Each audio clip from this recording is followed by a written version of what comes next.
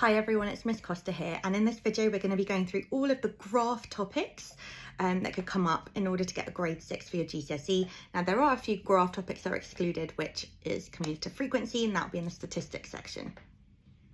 Okay, so here we've got a scatter graph, and a scatter graph is when we've got two types of data and we want to see if they have any correlation, so if they're related. So the scatter graph below shows the age of a group of people and the number of times they check their phone in a day. And the first part of the question is asking me to circle the outlier.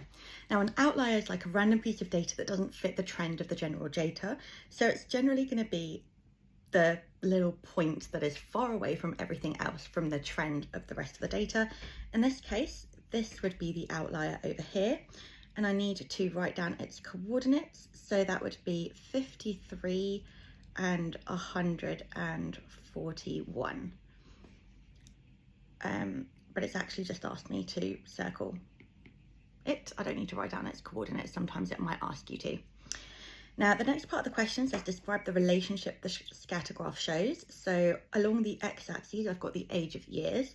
And along the y-axis, I've got the number of times the phone checked. So generally, it's going down. If I just drew a quick random line of best fit, the scatter graph shows that as the age increases, the number of times phone checked decreases. So essentially, the older you are, the less times you check your phone in a day. The next part says another person joins the study and checks their phones 102 times a day and estimate their age. So whenever you have to estimate an age from a scatter graph, you have to draw a line of best fit. Okay, and when we draw a line of best fit, we essentially just want to make sure there's roughly the same amount of points above as below the line. So I would draw a line like this, and then I use that to find my point. So it says 102 times a day. So I'd go to 102, go across to the line, and then down. And that would say, well, that would be 25 times a day. So here I've been given a frequency polygon, or at least I've been given the data for it. And I've been asked to draw a frequency polygon to show the information in the table. Now, whenever I use a frequency polygon, I'm always going to plot against the midpoint. So for other things, like a cumulative frequency table graph, I'm always going to plot against the upper class interval. But for a frequency polygon, I use the midpoint. So that would be 5. Here would be 15, 25, 35, and 45. So those would be my coordinates. So I go to 5 and 30, 15 and 25, 25 and 28, 35 and 15, and then 45 and 5. And with a frequency polygon, you join your points together with a straight line, and you go from point to point. So it should look roughly like that. So in this question, I'm being asked to draw the graph of a straight line. I know it's a straight line because there's no x squared or x cubed in it. And I'm told to do that for the values of x is -1 and x is 4. So what I can do is just draw myself a table of values where I've got my x coordinate, my y coordinate, and they've told me to do it for the values between x is -1 and x is 4. So I'm going to write all of the x values between -1 and 4.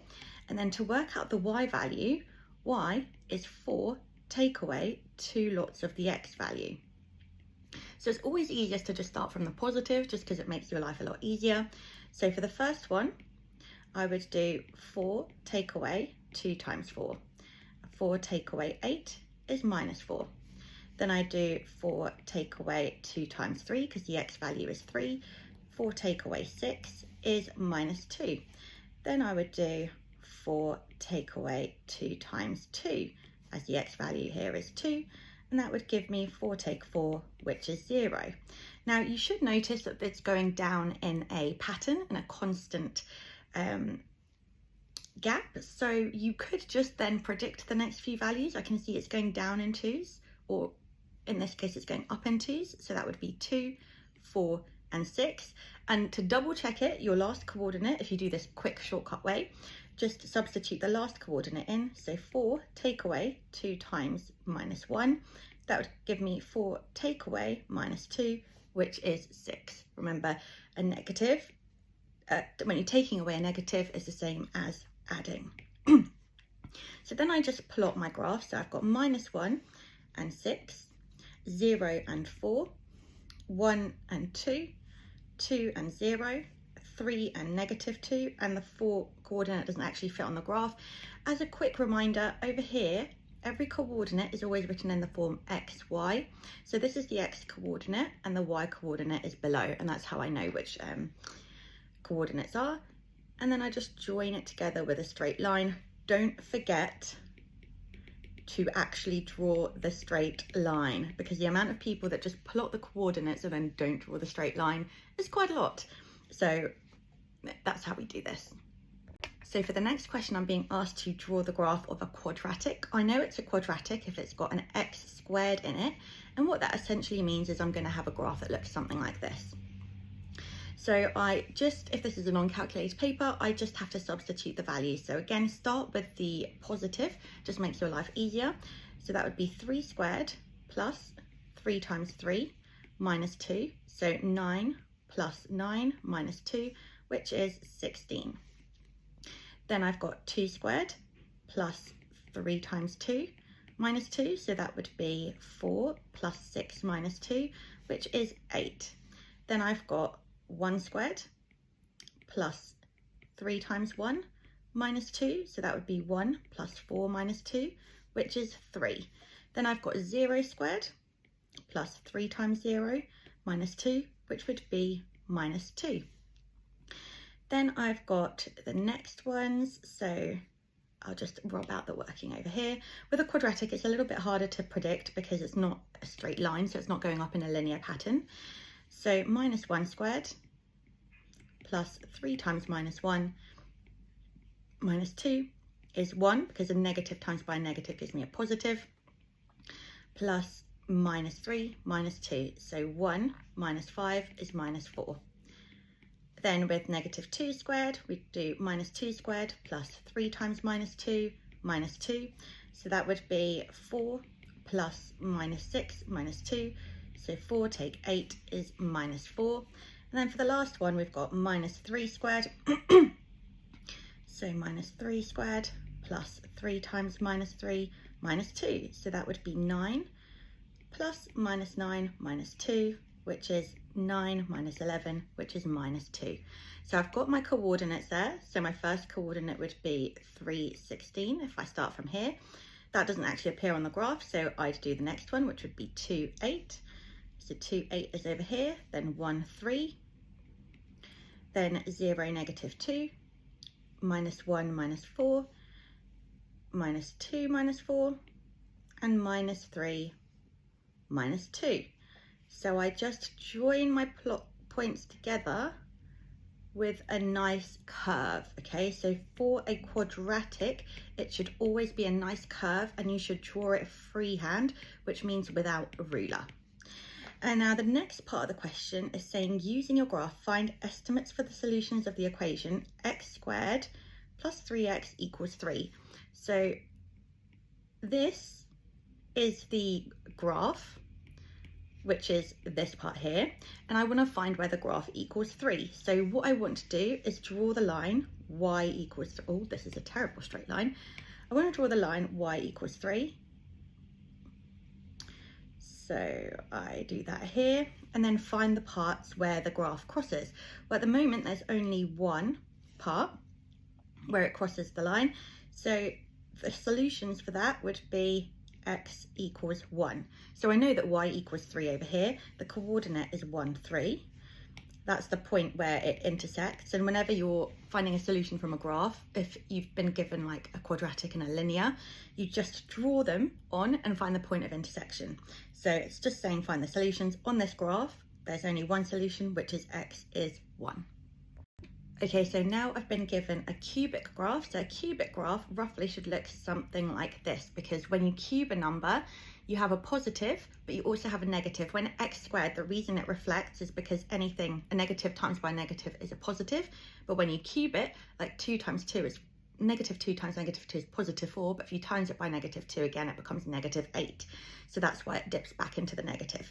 So we've got 4x, take negative x cubed, so that would be 4 times 3, take away 3 cubed. 4 times 3 is 12, 3 cubed is 27, so that probably wouldn't appear on my graph, so I don't need to worry about that. Then we've got 2, so 4 times 2, take away 2 cubed. 4 times 2 is 8, and 2 cubed is 8, so that would be 0. Then we've got 4 times 1, take away 1 cubed, so that would be 4, take 1, which is 3. Then we've got 4 times 0, which is 0, take away 0 cubed, which is 0.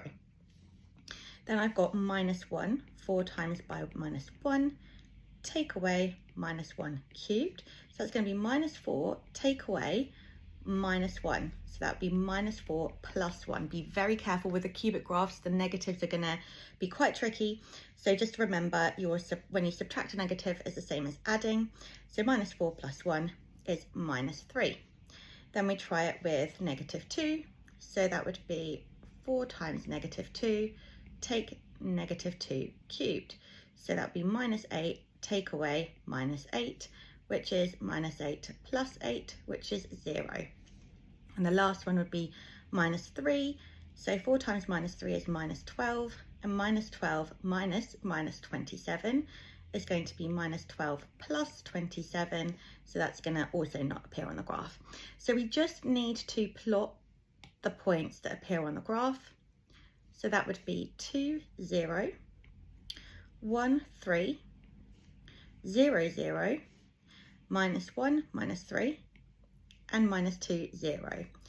So we join it together like that. Oh, even that actually is not that great. It looks a little bit like a ruler, so let's do a different pen.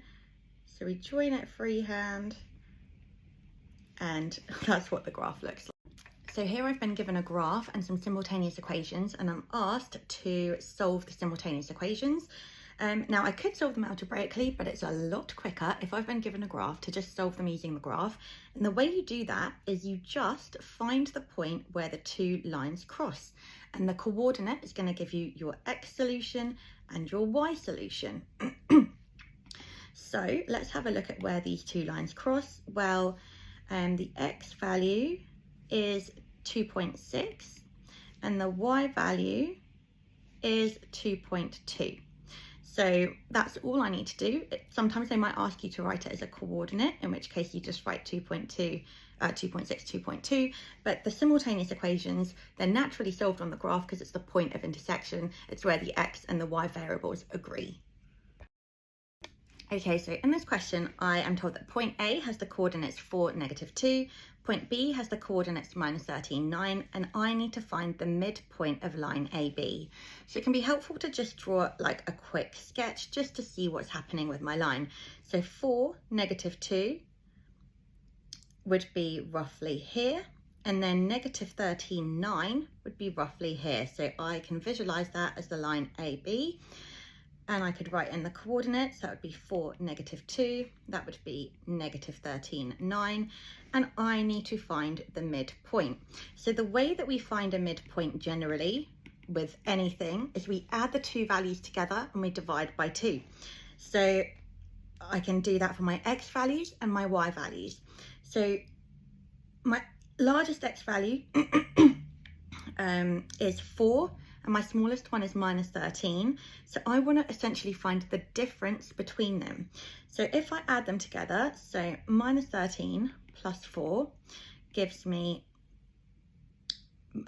minus 9, and then minus 9 divided by 2 is minus 4.5. So the midpoint for the x value would be minus 4.5. And then the midpoint for the y value, so the y values are -2 and 9. So I could do -2 plus 9, which is 7, and then 7 divided by 2, which is 3.5. So that's how I'd find the midpoint. Another way that you could do it is if you're like, okay, well, what is the x distance here? So how do I get from -13 to 4? I know that there's a difference from -13 to 0, there's 13, and from 0 to 4, there's a difference of 4.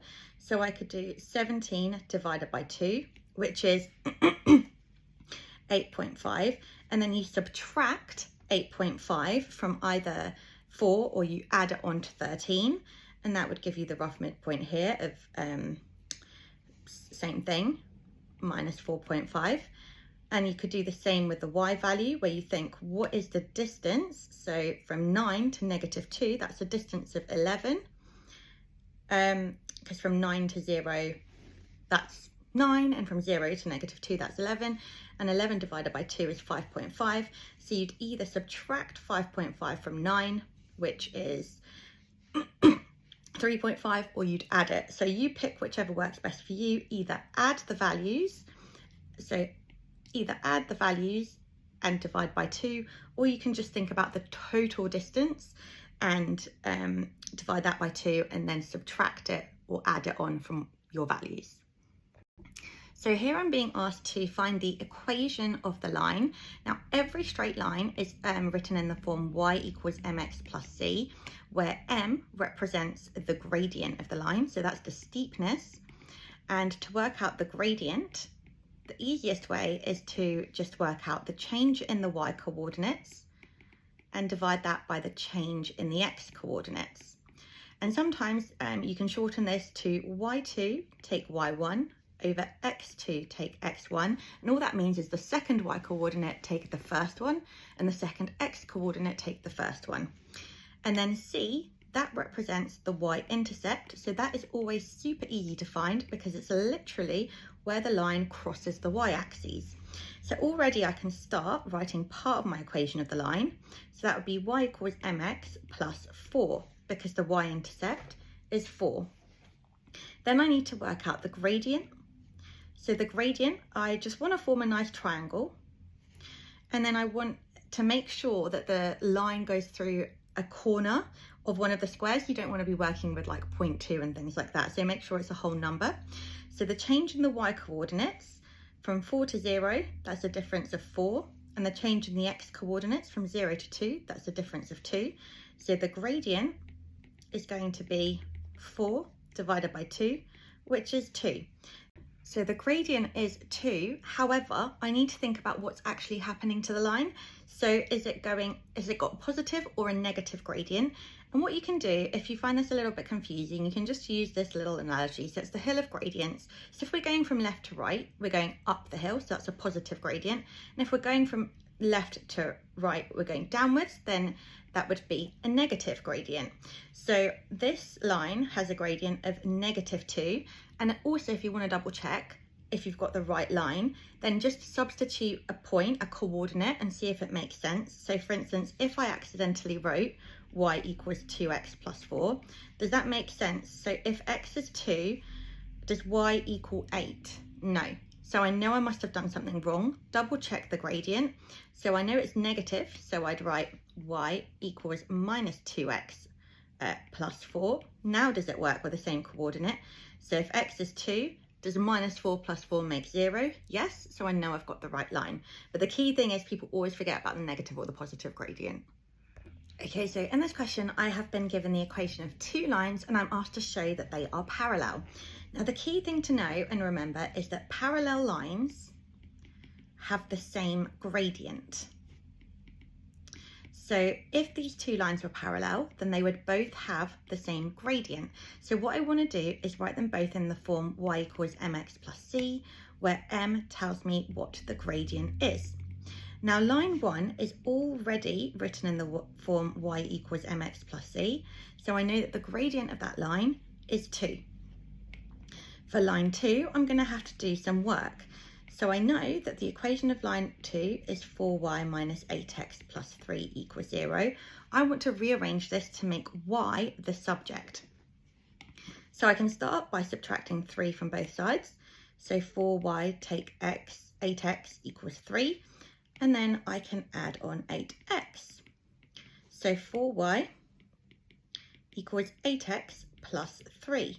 Now I've got y the subject, but it's not 4y is the subject. I want just y to be the subject. So I'm going to have to divide everything by 4. So that would give me the equation y equals 2x plus 3 over 4. Now, what is the gradient of this line? The gradient is 2. So therefore, I have shown that line 1, actually we'll just delete this and we'll say line 1 has a gradient of 2, as does line 2. Therefore, they are parallel, as parallel lines have the same gradient. So in this question, I am given a velocity time graph. I'm told that J runs a race and that his total running time is 10.8 seconds. And I need to work out his acceleration for the first 5 seconds. So how do I do that? Well, to work out the acceleration, I want to work out the gradient. And this one is quite simple because he runs, so the distance in y is 10 and the distance in x is 5. So you work out the gradient by doing the change in x divided by the change in y. Sorry, the change in y divided by the change in x. And that would be 10 over 5. So his acceleration is 2 meters per second. Now, to calculate the distance he ran, for a velocity time graph or for a speed time graph, the distance is always going to be the area under the graph. So I've got a triangle here, and I want to work out the area of that. And then I've got a rectangle. Now it says his total running time was 10.8 seconds. Over here, he clearly ran past the finish line. So we're just going to go to 10.8. So we'll work out the area of the triangle first. So the area of the triangle is base times height. So 5 times by 10 divided by 2, which is 50 divided by 2. So the area over here is 25 meters. And then the next part would be a rectangle. So I know that he ran 10.8. So from 5 to 10.8, that's a distance of 5.8. And once again, it's a height of 10. So that is 58 meters. So calculate the distance he ran in total for the race. He ran 58 plus 25 meters, which is 83 meters. Okay, so over here I'm given the coordinates of 2 points. And remember, every coordinate is written in the form x coordinate first and the y coordinate. And I need to find the equation of the straight line that passes through both of these points.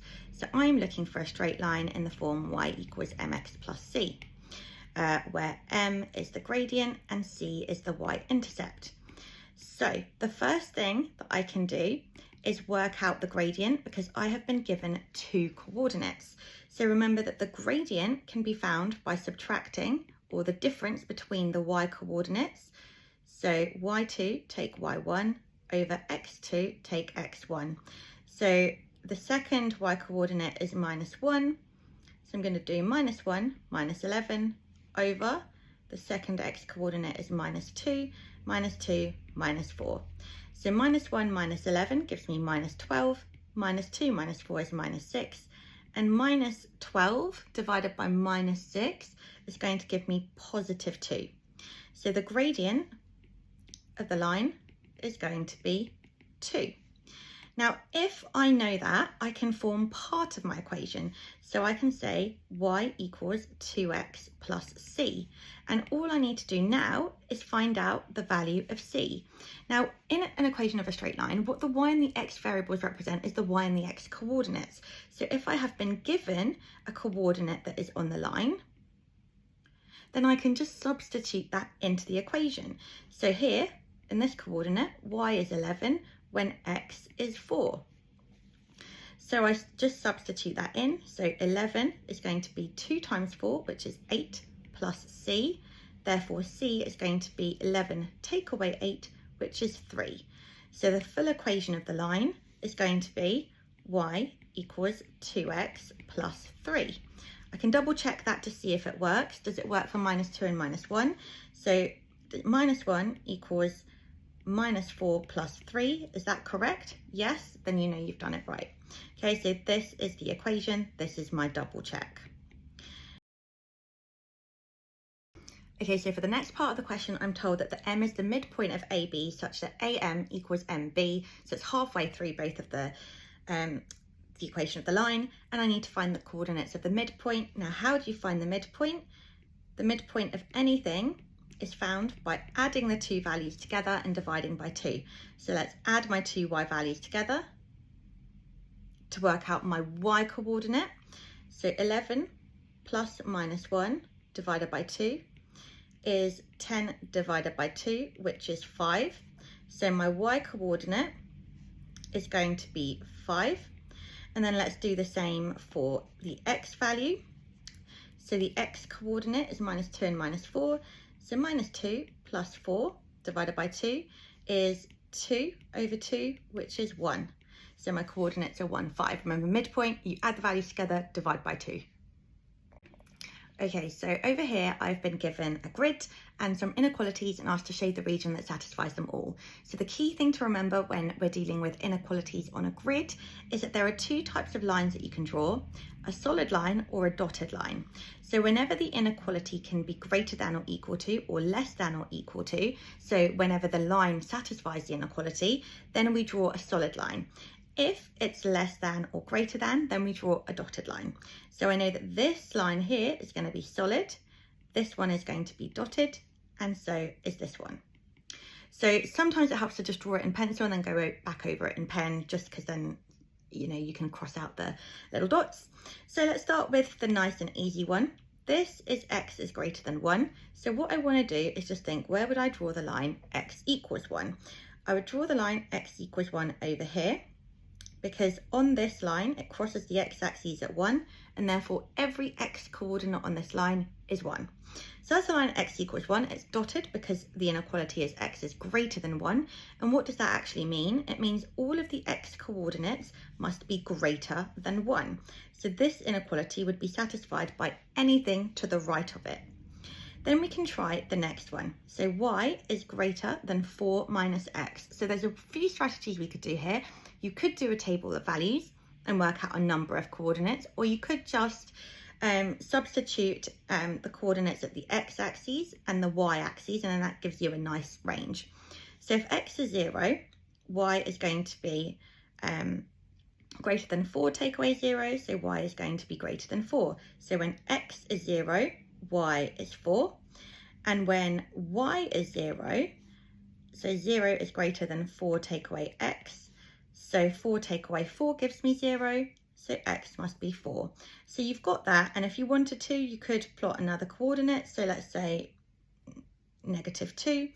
So y is greater than 4, take -2, which is 6.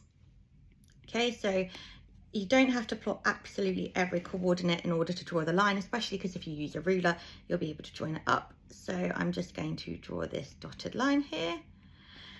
And what does this mean? It means that the y values must be greater than the line. So everything that is greater, every y value that is greater than the line is going to satisfy this inequality here. Okay, so let's move on to the last one. Now the negative wasn't actually showing very clearly. So this line is -2x plus y is less than or equal to 3. So what I want to do first of all is just rearrange it in the form y equals. So y is less than or equal to 2x plus 3. And then I can start to draw this line. I can start by just substituting when y is 0. So when y is 0, 2x plus 3 equals 0. So therefore 2x must equal minus 3, and therefore x is minus 3 over 2. So when y is 0, x is minus 1.5.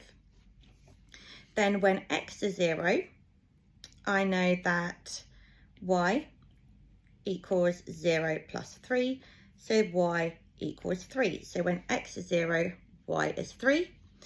And then let's do one more just because I don't have enough data. So when x is 2, I'm going to substitute that in. So y equals 4 plus 3. Well, that's 7. So that's a bit too big for this graph. So let's try when x is 1. Y is 2 plus 3, which is 5. So when x is 1, y is 5. And then I've got enough points to join them together and draw that straight line. It's a solid line because it's less than or equal to. And what does this mean? It means that y must be less than or equal to the line. So the y coordinates must be less than or equal to. So therefore the shaded region is just going to be this bit over here, okay? So I'd label that R. Now, to double check that everything works, you can pick a coordinate in that line. So this is actually quite a small selection. It's because I designed the question. On the exam paper, it will be a much better question. I should have gone through it beforehand, but essentially pick a coordinate, plug it in, and if it satisfies all of the inequalities, then you know you've got the region correct. Thank you very much for watching. Hopefully that was helpful. And if you liked the video, then press a like or subscribe or share it with someone who you think might benefit from this video.